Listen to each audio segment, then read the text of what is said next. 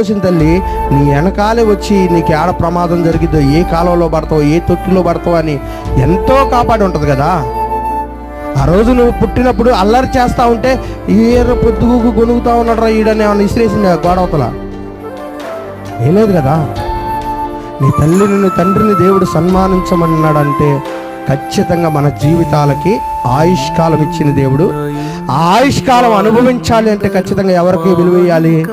భూమి మీద తల్లిదండ్రులకి విలువేయాలి. భూమి మీద తల్లిదండ్రులు శపించే వాళ్ళు కానీ, బూతులాడే వాళ్ళు కానీ, చెయ్యెత్తి కొట్టే వాళ్ళు కానీ, నేను ఒక మాట చెబుతున్నా, ఆడపిల్లను కొడితే చెయ్యి ఎండిపోద్దురా అంటారు. ఆడపిల్లను కొడితే ఏం ఎండిపోద్దంట? చెయ్యి ఎండిపోద్దురా అంటారు. నేను చెబుతున్నా, ఆడపిల్లను కొడితే చెయ్యి ఎండిపోద్దో కానీ తల్లిదండ్రుల మీద చెయ్యేసేవాడికి అర్ధాయుష్యం అయిపోతాడు. నీకు 60-70 సంవత్సరాల జీవితం ఇస్తే నేను చెబుతున్నా, 30-40 సంవత్సరాల్లో దేవుడు వీడు పనికిరాడు, వీడు అనవసరం, ఈయన